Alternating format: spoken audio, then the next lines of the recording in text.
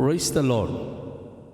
ప్రభునందు ప్రియమైన వాళ్ళారా, ప్రభు అయిన యేసు నామములో అందరికీ వందనములు. యేసయ్య మాటను ఈ కార్యక్రమాన్ని వీక్షించడానికి ప్రేమతో మిమ్మల్ని ఆహ్వానిస్తున్నాను. ఈ దినము అపోస్తల కార్యముల గ్రంథము 9వ అధ్యాయము 19వ వచనం నుండి 25 వచనాల వరకు ధ్యానించుకుందాం. పిమ్మట అతడు దమస్కులోనున్న శిష్యులతో కూడా కొన్ని దినములుండెను.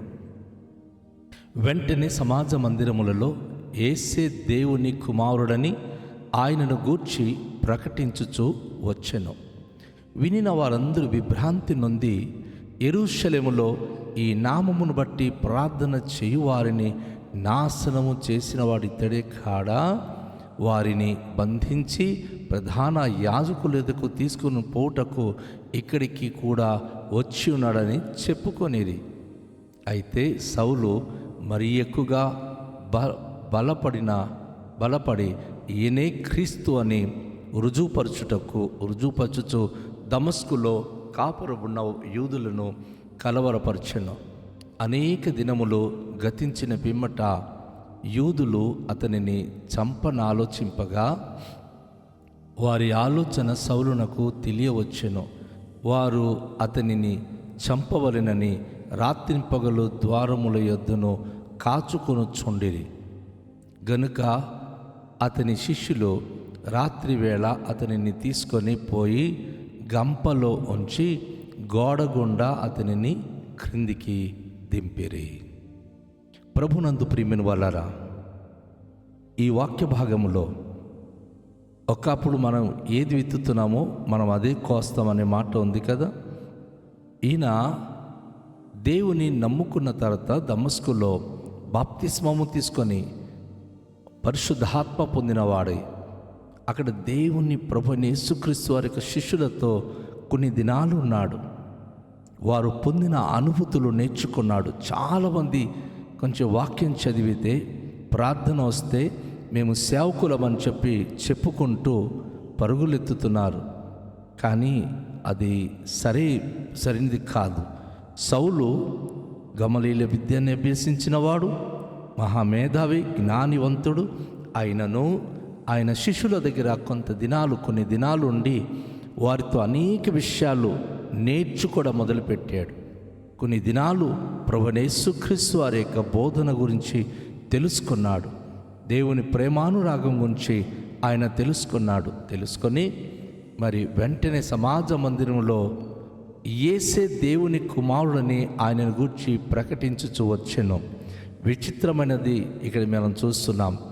ఆయన యెరూషలేము నుంచి వచ్చినప్పుడు దమస్కులో ఉన్న సైనగోగు సమాజ మందిరములో అక్కడ అధికారుల దగ్గరికి వెళ్ళి ఆ ఊర్లో ఎంతమంది యేసు ప్రభువుని నమ్మిన వాళ్ళు ఉన్నారో వారందరికీ ఈడ్చుకుంటూ కొట్టి యెరూషలేము తేవాలని శిక్షించాలని వెళ్ళాడు. కానీ ఇప్పుడు కొంచెం ఆత్మీయంగా బలపడిన తర్వాత అదే సైనగోగులో అదే సమాజ మందిరంలోనికి యేసే దేవుని కుమారుడని ఆయన గురించి ప్రకటించడం ప్రారంభించాడు. ఒకప్పుడు యేసు దేవుని కుమారుడు అంటే తట్టుకునేవాడు కాదు ఈయన. ఇది ఒక కొత్త మతం వీళ్ళు బోధిస్తున్నారు. యేసు ఎందుకు దేవుని కుమారుడు అవుతాడు, యేసు ఎందుకు దేవుడు అవుతాడని హింసించిన వ్యక్తి ఇప్పుడు తానే స్వయంగా సైనగోగులో నిలబడి యేసు దేవుని కుమారుడని గట్టిగా అనేక మందికి ప్రకటించడం ప్రారంభించాడు. అనేక మంది ప్రజలు ఆ స్వరం వింటున్నారు. వినిన వారందరూ విభ్రాంతి నొందుతున్నారు, ఆశ్చర్యపడిపోతున్నారు. ఏంటి, యెరూషలేములో ఈ నామం బట్టి ప్రార్థన చేయవారందరినీ నాశనం చేసిన వాడు ఇతడే కాడా, వారిని బంధించి ప్రధాన యాజకుల ఎదుకు కొనిపోటకు ఇక్కడికి కూడా వచ్చి ఉన్నాడని చెప్పుకునేది. ఎందుకంటే వాళ్ళందరికీ తెలుసు, ప్రధాన యాజకులు ఇతనికి తాకిదలిచ్చినప్పుడు ఇదిగో ఒక మనిషి దమస్కు పట్టణానికి వస్తున్నాడు. పట్టణంలో ఉన్న ప్రతి ఒక్కరూ ఆయనను మీరు గౌరవించాలి. ఆ యేసును నమ్మిన వారికి, యేసు దేవుని కుమారుని చెప్పువారికి ఈయన శిక్షించినప్పుడు మీ సహాయ సహకారం ఆయనకి అందించి ఆ యేసు నామం బట్టి ప్రార్థించేవారు లేకుండా నిర్మూలము చేయాలని అందరూ విని ఉన్నారు. ఆ తాకిదలు చదివి ఉన్నారు. కాబట్టి ఇప్పుడు విన్నవారందరూ ఈయన యేసు ప్రభుయే దేవుడు, దేవుని కుమారుడని చెప్పినప్పుడు యెరూషలేములో ఉన్నవారందరూ ఆశ్చర్యపడిపోతున్నారు. ఏంటి ఈ వ్యక్తినా ఇతనేంటి అసలు అందరికీ బంధించి తీసుకెళ్ళడానికి కదా వచ్చాడు, ఈయన ఇప్పుడు ఏంటి యేసు దేవుడిని అద్భుత కుమారుడు అని చెప్పి బోధిస్తున్నాడని చెప్పి ఒకరిని ఒకరు ఆశ్చర్యపడుతూ మాట్లాడుతూ ఉన్నారు. అయితే సౌలు మరి ఎక్కువగా బలపడి ఈయనే క్రీస్తు అని రుజువుపరచుచు దమస్కులో కాపురమున్న యూదులను కలవరపరిచాను. అక్కడ ఉన్నటువంటి యూదులందరూ కూడా మరి చాలా ఆశ్చర్యపడిపోతున్నారు. ఎందుకంటే ఆయన బహు బలంగా దేవుని శక్తితో యేసే క్రీస్తు అని చెప్పి ఆయన బోధిస్తూ రుజువు చేస్తున్నాడు. ఎందుకంటే తన జీవితమే ఒక అద్భుతమైన సజీవ సాక్ష్యంగా మారింది. గుడ్డివాడైన వాడు యేసు నామములో ప్రార్థించి బాగుపడ్డాడు. అంత మించిన సాక్ష్యమేముంది? ఈరోజు చాలామంది క్రైస్తవ బిడ్డలు తమ జీవితంలో అద్భుత సాక్ష్యాలు పొంది ఉంటున్నారు, కానీ ఎవరికి చెప్పలేకపోతున్నారు. నమ్మరండి అని చెప్తున్నాం మనం. అక్కడ ఎవరు నమ్ముతున్నారో మానుతున్నారో మనకు అనవసరం. కానీ ప్రభు మన జీవితంలో చేసినటువంటి సజీవ సాక్ష్యము నలుగురికి మనం చెప్పక మౌనంగా ఊరుకోకూడదు. ఆయన చేసిన అద్భుత కార్యాలు మనం చెప్పాలి. కనుక యేసు ప్రభువారు మరి ఆయన క్రీస్తు ప్రభు రక్షకుడు అని చెప్పి దమస్కులో ఆయన రుజువు చేస్తూ దమస్కు పట్టణంలో ఉన్న యూదులకు ఆయన బోధించినప్పుడు వారందరూ కలవరపడిపోయారు, ఆశ్చర్యపడిపోతున్నారు. ఎందుకంటే చంపుతానని చెప్పి వచ్చినవాడు ఇప్పుడు అందరికీ సువార్త ప్రకటిస్తున్నాడు. అనేక దినాలు గతించిపోతుంది.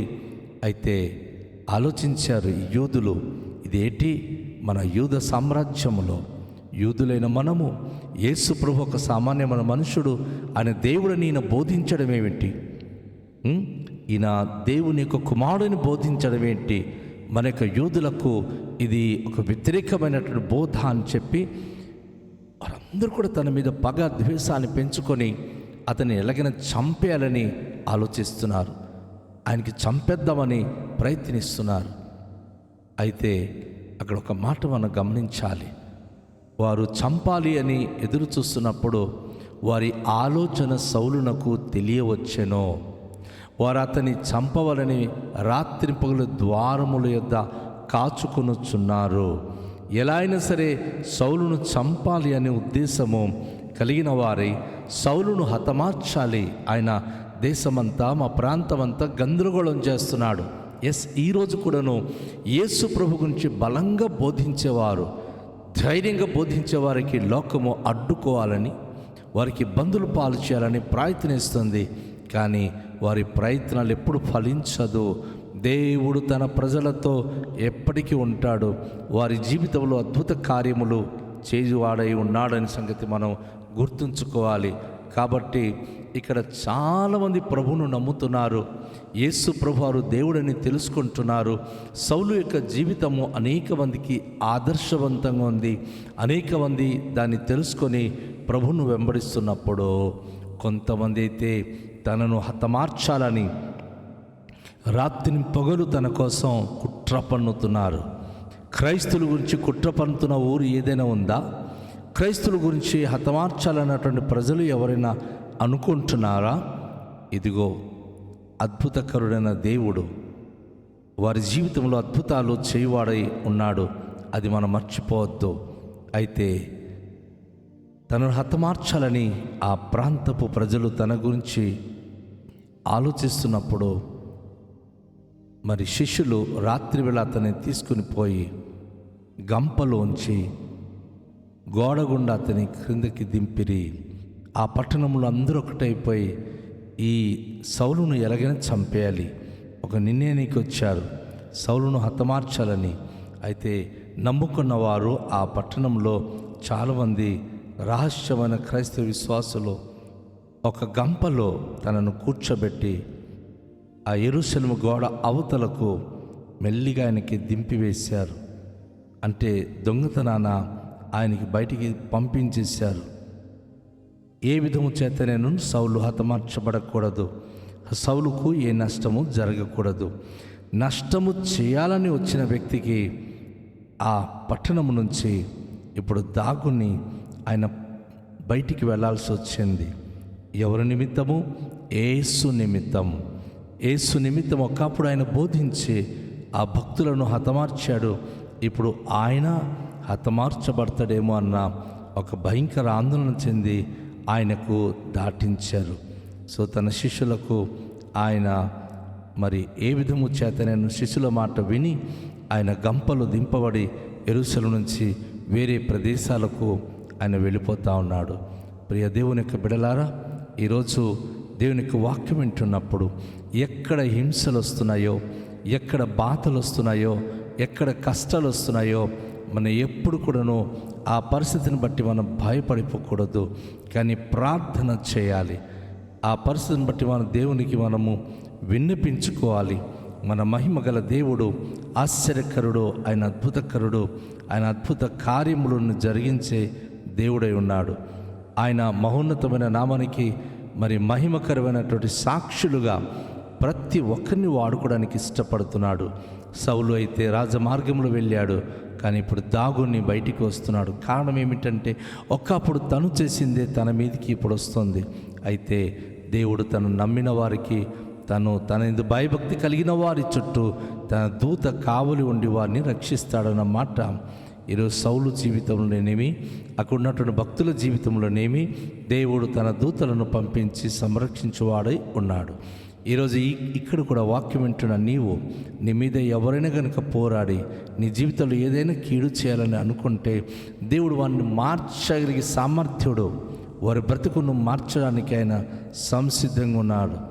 ఎవరి వలన మీకు కీడు సంభవించకుండా కాపాడగలిగిన వాడు మహిమగల దేవుడు. కనుక రండి, ఆయనకు మనం ప్రార్థన చేస్తూ ఆయన సన్నిధిలో మనను మనం సమర్పించుకుందాం. దయగల తండ్రి, మీకు వందనాలు. ఈరోజు విన్న వాక్యమును బట్టి ఎక్కడైతే శ్రమలు ఉన్నాయో అక్కడ ఆశీర్వాదాలు ఉన్నాయి. ఇదిగో సౌలు ఎంత హింసించి శ్రమలు పాలు చేయాలనుకున్నాడో, ఇప్పుడు తను ప్రభు కొరకు, మీ కొరకు జీవిస్తూ ఆయన అనేక చోట్ల మీ నామం భరించి, మీ నామమును గురించి సాక్ష్యం ఇవ్వడానికి బయలుదేరి ఉన్నాడు. ఈరోజు మా ప్రాంతంలో మా మధ్య ఉన్న అనేక మంది కూడా ఎవరైతే మీకు వ్యతిరేకంగా ఉన్నారో అట్టి వారు కూడా మార్చబడి మీ మహోన్నత నామానికి మహిమకరంగా మీ శిష్యులై జీవించగలిగినట్లు కృపదాయిచ్చేయమని ఘనత, మహిమ, ప్రభావాలు మీకే చెల్లిస్తూ యేసు నామములో ప్రార్థిస్తున్నాము తండ్రి. ఆమేన్. అందరికీ షాలోం. ప్రభు మనను దీవించునుగాక.